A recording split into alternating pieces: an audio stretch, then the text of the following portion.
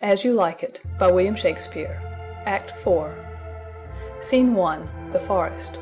Enter Rosalind, Celia, and Jaques. I prithee, pretty youth, let me be better acquainted with thee. They say you are a melancholy fellow. I am so. I do love it better than laughing.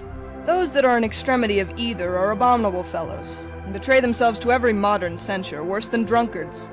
Why, 'tis good to be sad and say nothing. Why, then 'tis good to be a post.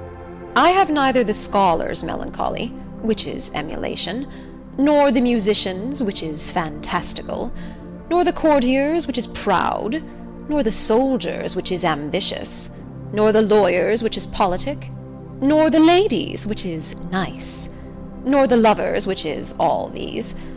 But it is a melancholy of mine own, compounded of many simples, extracted from many objects, and indeed the sundry's contemplation of my travels, in which my often rumination wraps me in a most humorous sadness. A traveller! By my faith, you have great reason to be sad.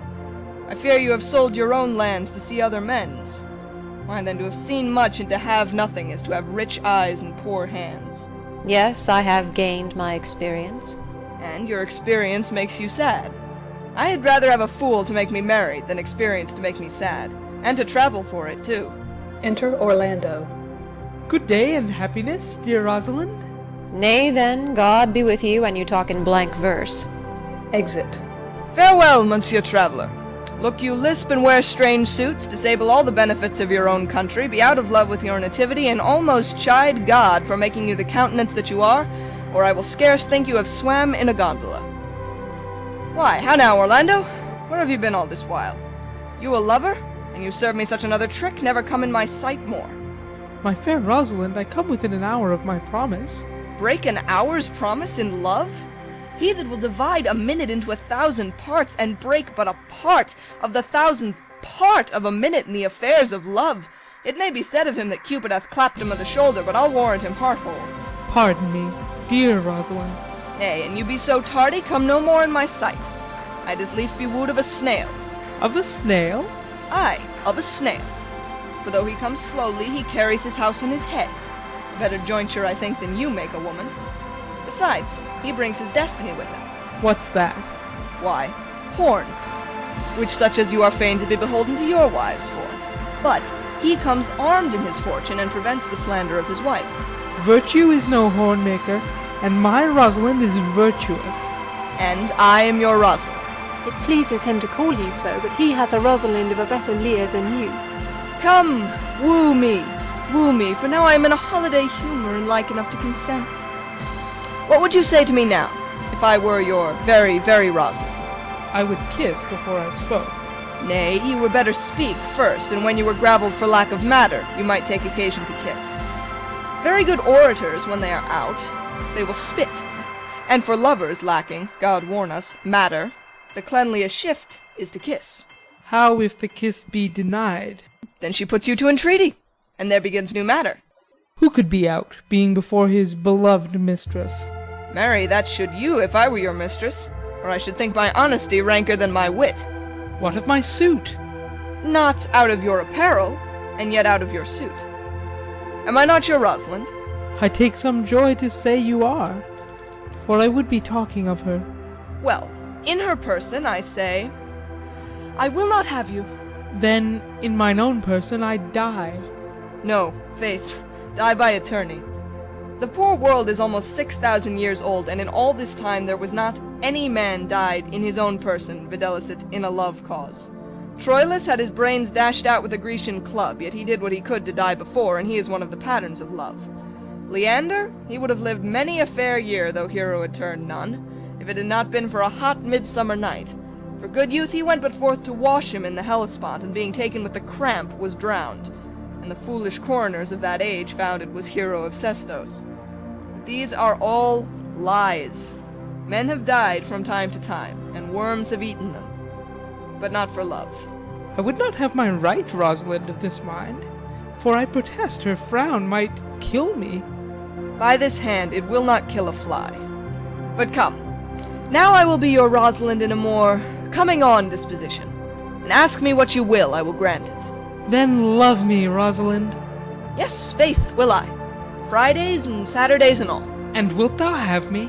Aye, and 20 such. What sayest thou? Are you not good? I hope so. Why then, can one desire too much of a good thing?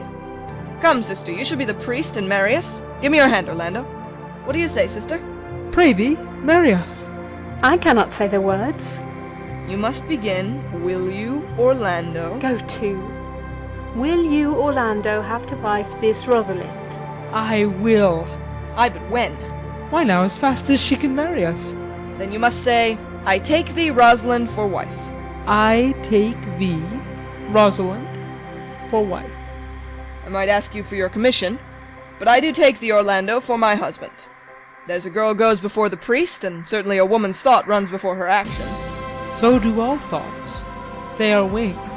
Now, tell me how long you would have her, after you have possessed her. Forever. And a day. Say a day, without the ever. No, no, Orlando, men are April when they woo, December when they wed. Maids are May, when they are maids, but the sky changes when they are wives. I will be more jealous of you than a Barbary cock-pigeon over his hen, more clamorous than a parrot against rain, more newfangled than an ape, more giddy in my desires than a monkey. I will weep for nothing, like Diana in the fountain, and I will do that when you are disposed to be merry. I will laugh like a hyena, and that when thou art inclined to sleep. But will my Rosalind do so? By my life, she will do as I do, Oh, but she is wise. or else she could not have the wit to do this. The wiser, the waywarder. Make the doors upon a woman's wit, and it will out at the casement. Shut that, and 'twill out at the keyhole. Stop that, 'twill out with the smoke at the chimney. A man that had a wife with such a wit, he might say, Wit, whither wilt? Nay, you might keep that check for it till you met your wife's wit going to your neighbour's bed. And what wit could wit have to excuse that? Marry, to say that she came to seek you there. You shall never take her without her answer, unless you take her without her tongue. Oh, the woman that cannot make her fault her husband's occasion, let her never nurse her child herself, for she will breed it like a fool. For these 2 hours, Rosalind, I will leave thee. Alas, dear love, I cannot lack thee 2 hours. I must attend the Duke at dinner. By 2 o'clock I will be with thee again. Aye, go your ways, go your ways. I knew what you would prove. My friends told me as much, and I thought no less. That flattering tongue of yours won me. 'Tis but one cast away, and so, come, death. 2 o'clock is your hour? Aye, sweet Rosalind. By my troth, and in good earnest, and so God mend me, and by all pretty oaths that are not dangerous, if you break one jot of your promise, or come 1 minute behind your hour, I will think you the most pathetical break promise, and the most hollow lover, and the most unworthy of her you call Rosalind that may be chosen out of the gross band of the unfaithful. Therefore, beware my censure, and keep your promise. With no less religion than if thou wert indeed my Rosalind. So adieu. Well, time is the old justice that examines all such offenders, and let time try. Adieu. Exit Orlando. You have simply misused our sex in your love prate. We must have your doublet and hose plucked over your head, and show the world what the bird hath done to her own nest. Oh, cuz, my pretty little cuz, that thou didst know how many fathom deep I am in love. But it cannot be sounded. My affection hath an unknown bottom, like the Bay of Portugal. Or rather bottomless, that as fast as you pour affection in, it runs out. No, that same wicked bastard of Venus that was begot of thought, conceived of spleen, and born of madness, that blind, rascally boy that abuses everyone's eyes because his own are out. Let him be judge how deep I am in love. I'll tell thee, Aliena, I cannot be out of the sight of Orlando. I'll go find a shadow and sigh till he come. And I'll sleep. Exeunt. Scene 2. The Forest. Enter Jaques, lords, and foresters. Which is he that killed the deer? Sir, it was I. Let's present him to the Duke like a Roman conqueror, and it would do well to set the deer's horns upon his head for a branch of victory. Have you no song, Forester, for this purpose? Yes, sir. Sing it. 'Tis no matter how it be in tune, so it make noise enough.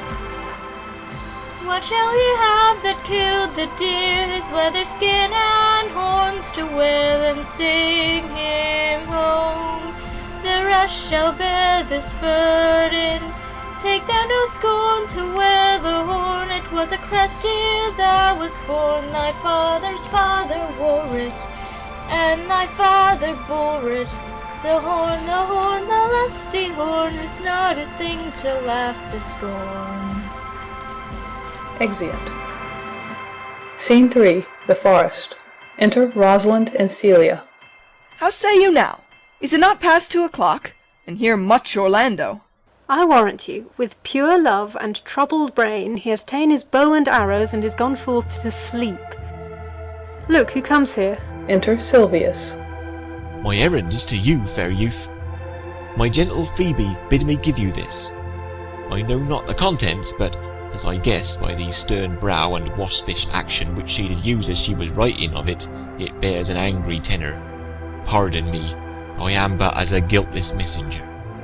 Patience herself would startle at this letter and play the swaggerer. Bear this, bear all. She says I am not fair, that I lack manners. She calls me proud, and that she could not love me were man as rare as phoenix. Odds my will, her love is not the hare that I do hunt. Why writes she so to me? Well, shepherd, well, this is a letter of your own device. No, I protest, I know not the contents. Phoebe did write it. Come, come, you are a fool, and turned into the extremity of love. I saw her hand, she has a leathern hand, a freestone-coloured hand. I verily did think that her old gloves were on, but 'twas her hand. She has a huswife's hand. But that's no matter, I say she never did invent this letter. This is a man's invention and his hand. Sure it is hers. Why, 'tis a boisterous and a cruel style, a style for challengers. Why, she defies me like Turk to Christian. Women's gentle brain could not drop forth such giant rude inventions, such Ethiop words, blacker in their effect than in their countenance. Will you hear the letter? So please you, for I never heard it yet heard too much of Phoebe's cruelty. She Phoebes me, mark how the tyrant writes. Reads. Art thou God, to shepherd turned, that a maiden's heart hath burned? Can a woman rail thus? Call you this railing? Reads. Why, thy godhead laid apart, warst thou with a woman's heart? Did you ever hear such railing? Whiles the eye of man did woo me, that could do no vengeance to me, meaning me a beast. If the scorn of your bright eyne have power to raise such love in mine, alack, in me what strange effect would they work in mild aspect? Whiles you chid me, I did love. How then might your prayers move? He that brings this love to thee, little knows this love in me, and by him seal up thy mind, whether that thy youth and kind will the faithful offer take of me, and all that I can make, or else by him my love deny, and then I'll study how to die. Call you this chiding? Alas, poor shepherd. Do you pity him? No, he deserves no pity. Wilt thou love such a woman? What, to make thee an instrument and play false strains upon thee? Not to be endured. Well, go your way to her, for I see love hath made thee a tame snake. And say this to her, that if she love me, I charge her to love thee. If she will not, I will never have her unless thou entreat for her. If you be a true lover, hence, and not a word, for here comes more company. Exit Silvius. Enter Oliver. Good morrow, fair ones. Pray you, if you know, where in the purlieu of this forest stands a sheepcote fenced about with olive trees? West of this place, down in the neighbour bottom. The rank of osiers by the murmuring stream, left on your right hand, brings you to the place. But at this hour the house doth keep itself, there's none within. If that an eye may profit by a tongue, then should I know you by description. Such garments and such years, the boy is fair, of female favour, and bestows himself like a ripe sister, the woman low and browner than her brother. Are not you the owner of the house I did inquire for? It is no boast, being asked, to say we are. Orlando doth commend him to you both, and to that youth he calls his Rosalind he sends this bloody napkin. Are you he? I am. What must we understand by this? Some of my shame, if you will know of me what man I am, and how, and why, and where this kerchief was stained. I pray you tell it. When last the young Orlando parted from you, he left a promise to return again within an hour, and pacing through the forest, chewing the food of sweet and bitter fancy, lo, what befell! He threw his eye aside, and mark what object did present itself. Under an oak, whose boughs were mossed with age, and high top-balled with dry antiquity, a wretched, ragged man, all grown with hair, lay sleeping on his back. About his neck a green and gilded snake had wreathed itself, who, with her head nimble in threats, approached the opening of his mouth, but suddenly, seeing Orlando, it unlinked itself, and with intended glides did slip away into a bush, under which bush's shade a lioness with udders all drawn dry lay couching, head on the ground with cat-like watch. When that the sleeping man should stir, for 'tis the royal disposition of that beast to prey on nothing that doth seem as dead. This seen, Orlando did approach the man, and found it was his brother, his elder brother.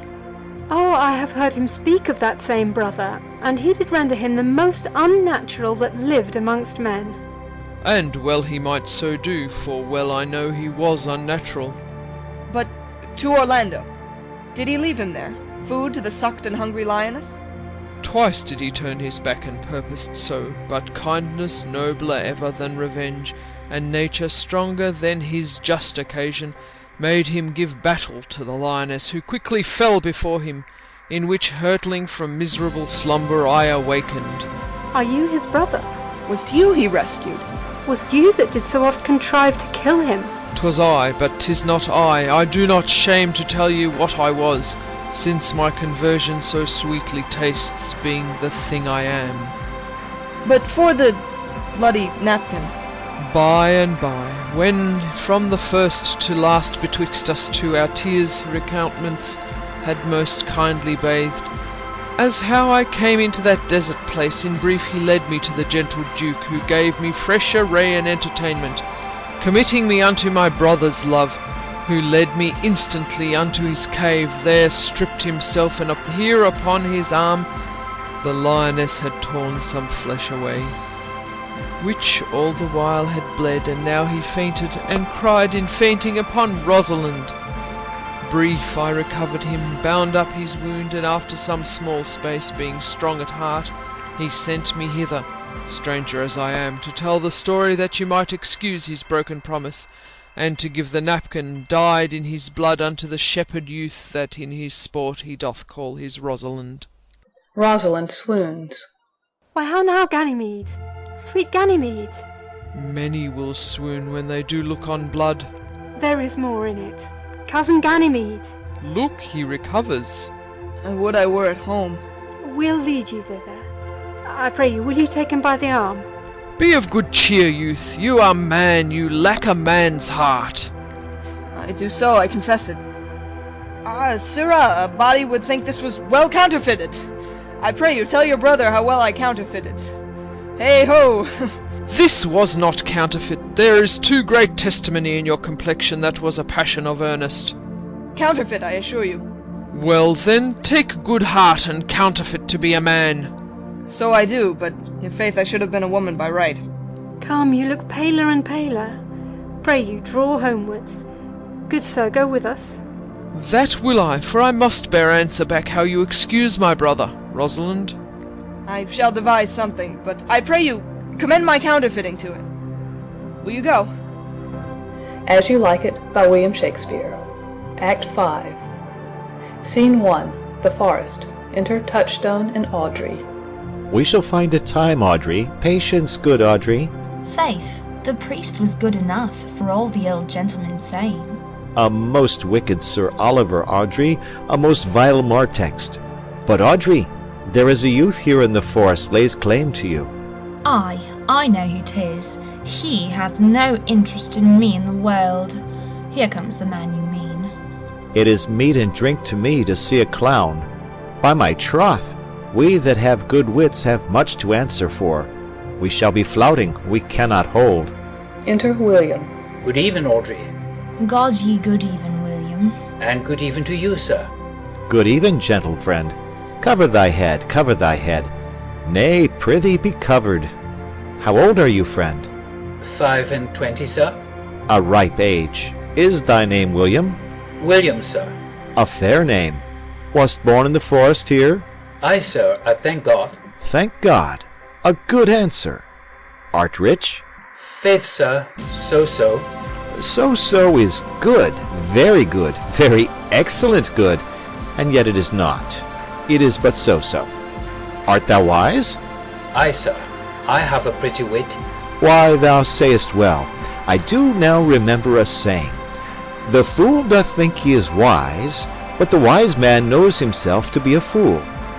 The heathen philosopher, when he had a desire to eat a grape, would open his lips when he put it into his mouth, meaning thereby that grapes were made to eat and lips to open.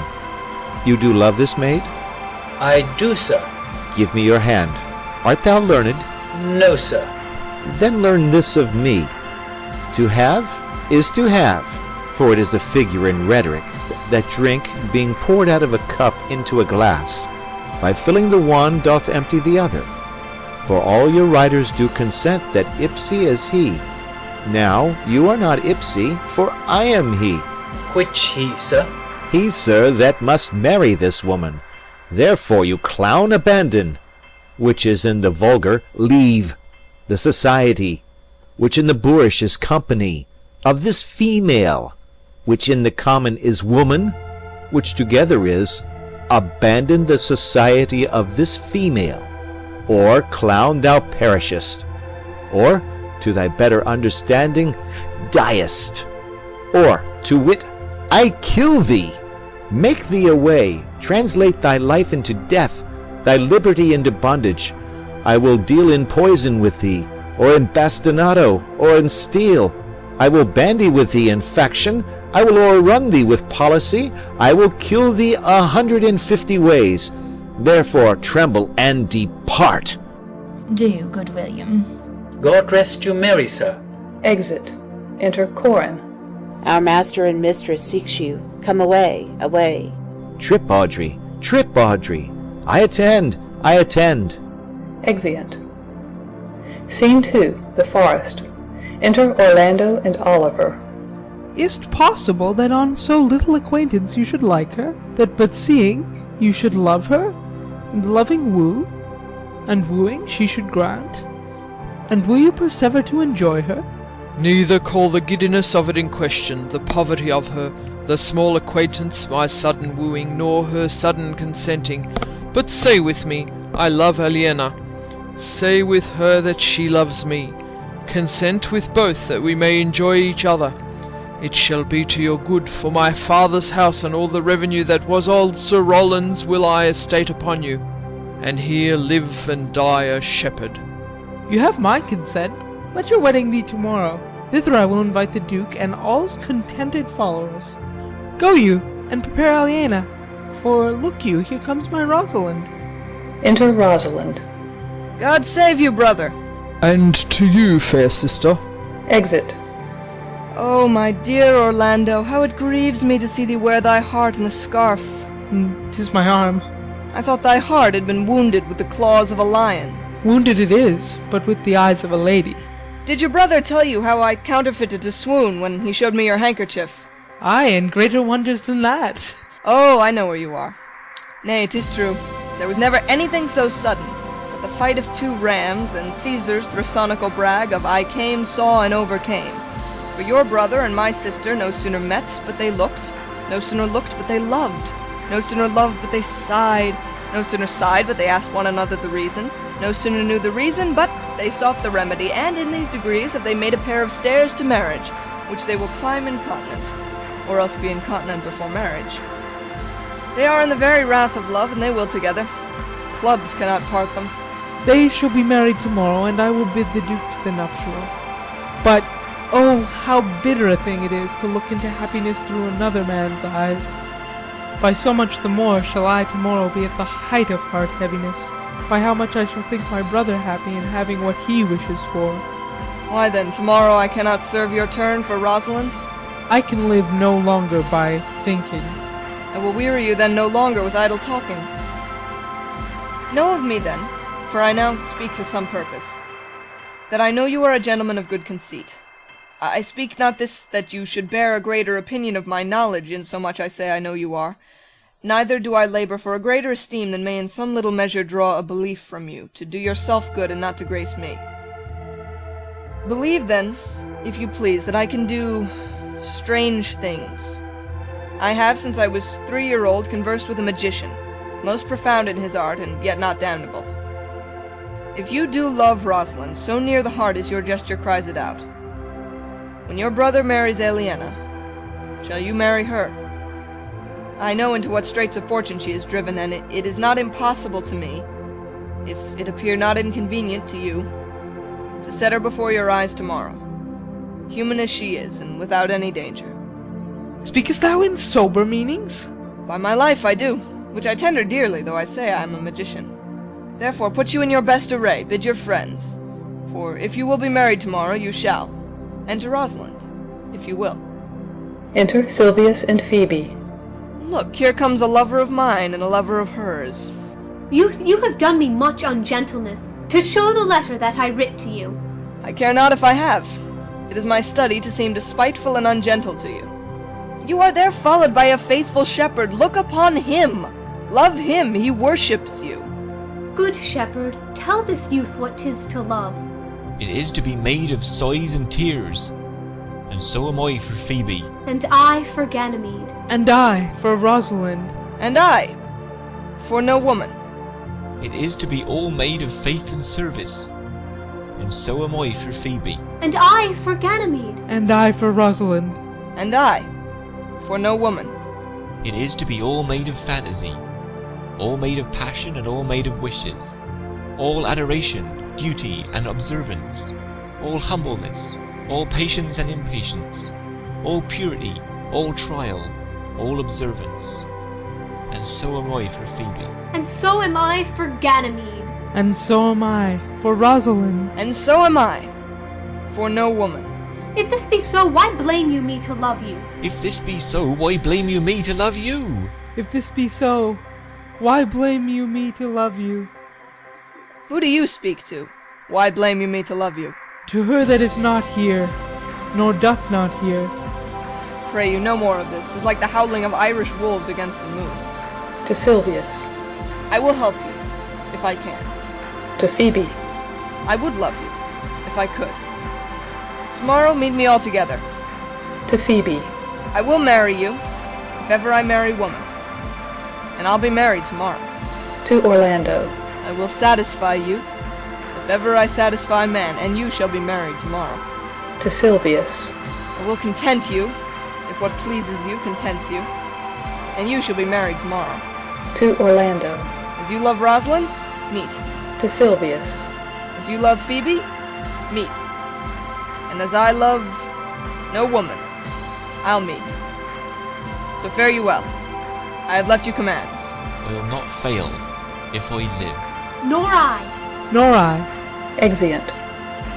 Scene 3. The Forest. Enter Touchstone and Audrey. Tomorrow is the joyful day, Audrey. Tomorrow will we be married. I do desire it with all my heart, and I hope it is no dishonest desire to be a woman of the world. Here comes 2 of the banished Duke's pages. Enter 2 pages. Well met, honest gentleman. By my troth, well met. Come sit, and a song. We are for you. Sit in the middle. Shall we clap into it roundly, without hawking or spitting or saying we are hoarse, which are the only prologues to a bad voice? In faith, and both in a tune, like 2 gypsies on a horse. It was a lover and his lass with a hey, and a ho, and a hey, nonny no, and a hey, nonny no.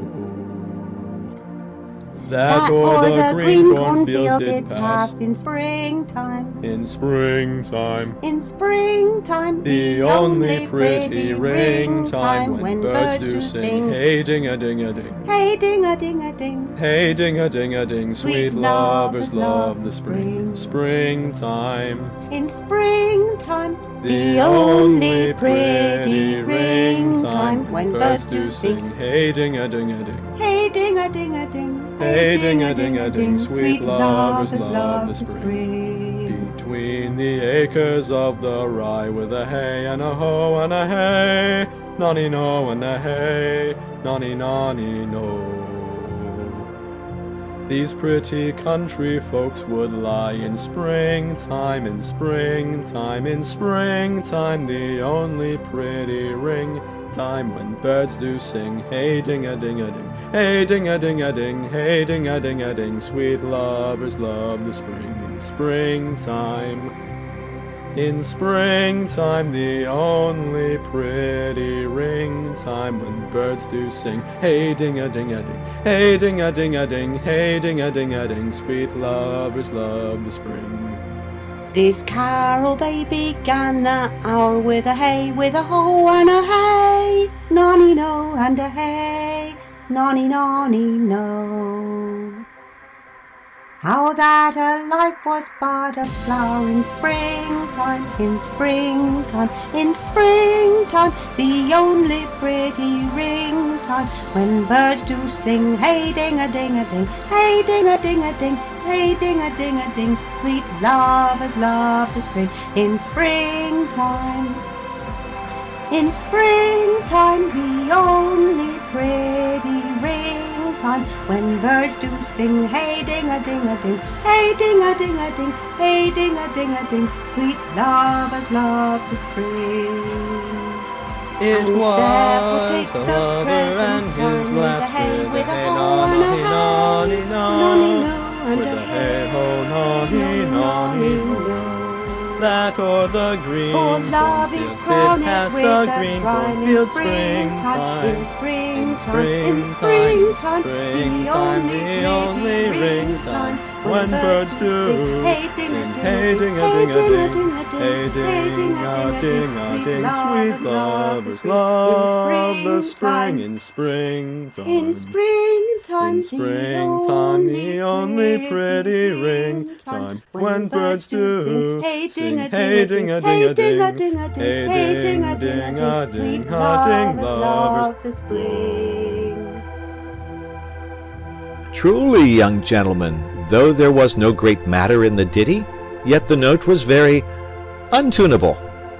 You are deceived, sir. We kept time. We lost not our time. By my troth, yes, I count it but time lost to hear such a foolish song. God be with you, and God mend your voices. Come, Audrey. Exeunt. Scene 4. The Forest. Enter Duke Senior, Amiens, Jaques, Orlando, Oliver, and Celia. Dost thou believe, Orlando, that the boy can do all this that he hath promised? I sometimes do believe, and sometimes do not, as those that fear they hope, and know they fear. Enter Rosalind, Silvius, and Phoebe. Patience once more, whilst our compact is urged. You say, if I bring in your Rosalind, you will bestow her on Orlando here? That would I, had I kingdoms to give with her. And you say you will have her when I bring her? That would I were I of all kingdoms king. You say you'll marry me if I be willing? That will I, should I die the hour after. But, if you do refuse to marry me, you'll give yourself to this most faithful shepherd. So is the bargain. You say that you'll have Phoebe if she will? Though to have her and death were both one thing. I have promised to make all this matter even. Keep you your word, O Duke, to give your daughter, you yours, Orlando, to receive his daughter. Keep your word, Phoebe, that you'll marry me, or else, refusing me, to wed this shepherd. Keep your word, Silvius, that you'll marry her, if she refuse me, and from hence I go, to make these doubts all even. Exeunt Rosalind and Celia. I do remember in this shepherd boy some lively touches of my daughter's favour. My lord, the first time I ever saw him, methought he was a brother to your daughter. But, my good lord, this boy is forest born. and hath been tutored in the rudiments of many desperate studies by his uncle, whom he reports to be a great magician, obscured in the circle of this forest. Enter Touchstone and Audrey. There is sure another flood toward, and these couples are coming to the ark. Here comes a pair of very strange beasts, which in all tongues are called fools. Salutation and greeting to you all. Good my lord, bid him welcome. This is the motley-minded gentleman that I have so often met in the forest. He hath been a courtier, he swears. If any man doubt that, let him put me to my purgation. I have trod a measure, I have flattered a lady, I have been politic with my friend, smooth with mine enemy, I have undone 3 tailors, I have had 4 quarrels, and like to have fought 1. And how was that ta'en up? Faith, we met, and found the quarrel was upon the 7th cause. How 7th cause? Could my lord like this fellow? I like him very well. Carilda, sir, I desire you of the like. I press in here, sir, amongst the rest of the country copulatives, to swear and to forswear, according to marriage binds and blood breaks. A poor virgin, sir, an ill-favoured thing, sir, but mine own. A poor humour of mine, sir, to take that no man else will. Rich honesty dwells like a miser, sir, in a poor house, as your pearl in your foul oyster. By my faith, he is very swift and sententious. According to the fool's bolts, sir, and such dulcet diseases. But for the 7th cause, how did you find the quarrel on the 7th cause? Upon a lie 7 times removed. Bear your body more seeming, Audrey. As thus, sir, I did dislike the cut of a certain courtier's beard. He sent me word, if I said his beard was not cut well, he was in mind it was. This is called the retort courteous. If I sent him word again it was not well cut, he would send me word, he cut it to please himself.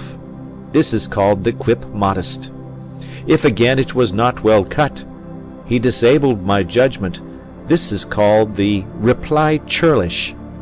If again it was not well cut, he would answer, I spake not true. This is called the reproof valiant. If again it was not well cut, he would say I lied. This is called the counter-check quarrelsome, and so to the lie circumstantial and the lie direct. And how oft did you say his beard was not well cut? I durst go no further than the lie circumstantial, nor he durst not give me the lie direct, and so we measured swords and parted. Can you nominate in order now the degrees of the lie? Oh, sir, we quarrel in print, by the book, as you have books for good manners. I will name you the degrees. The first, the retort courteous. The second, the quip modest. The third, the reply churlish. The fourth, the reproof valiant. The fifth, the counter-check quarrelsome. The sixth, the lie with circumstance. The seventh, the lie direct. All these you may avoid but the lie direct, and you may avoid that too with an if.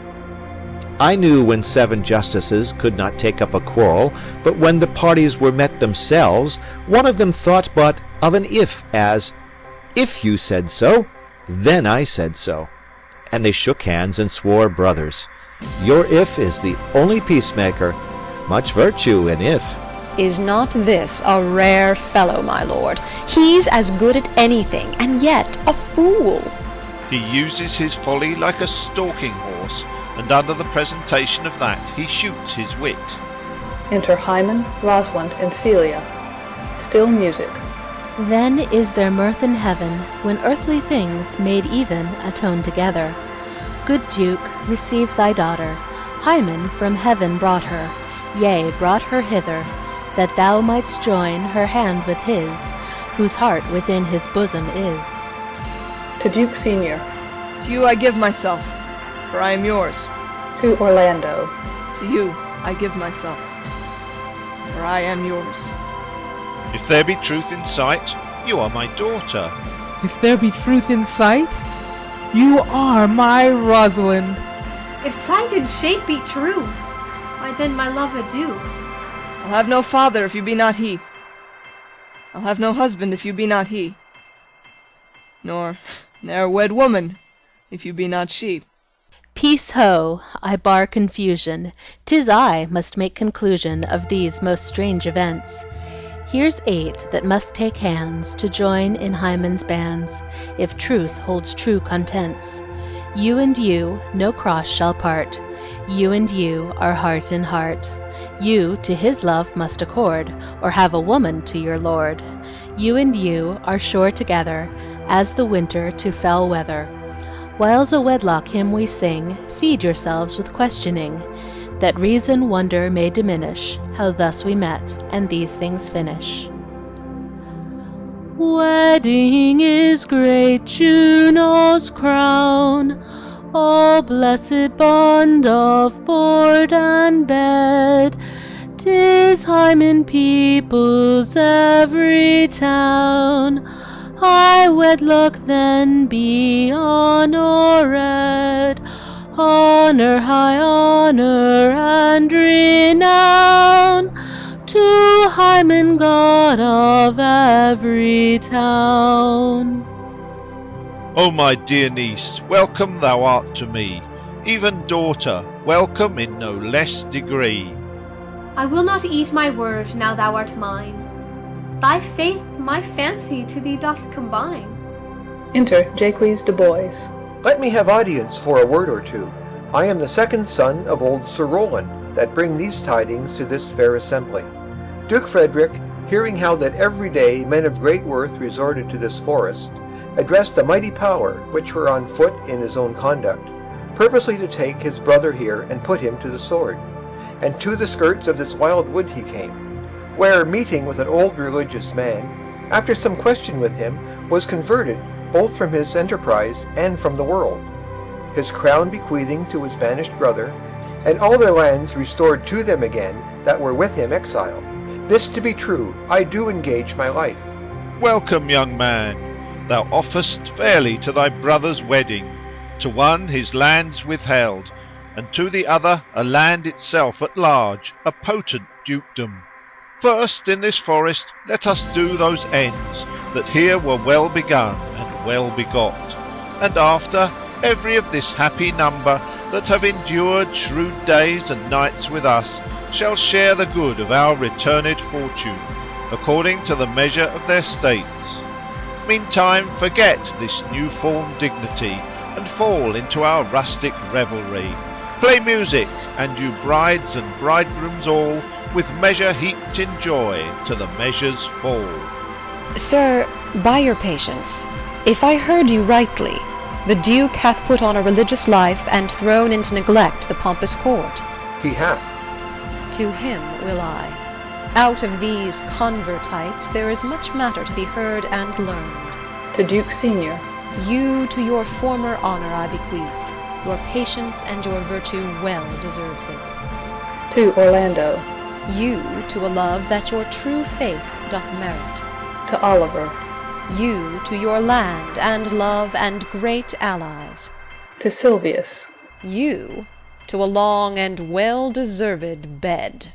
To Touchstone. And you to wrangling, for thy loving voyage is but for 2 months victualled. So to your pleasures. I am for other than for dancing measures. Stay, Jaques, stay. To see no pastime I what you would have, I'll stay to know at your abandoned cave. Exit. Proceed, proceed, we will begin these rites, as we do trust they'll end in true delights. A dance. Epilogue. It is not the fashion to see the lady the epilogue, but it is no more unhandsome than to see the lord the prologue. If it be true that good wine needs no bush, 'tis true that a good play needs no epilogue, yet to good wine they do use good bushes, and good plays prove the better by the help of good epilogues. What a case am I in, then, that am neither a good epilogue nor cannot insinuate with you on the behalf of a good play?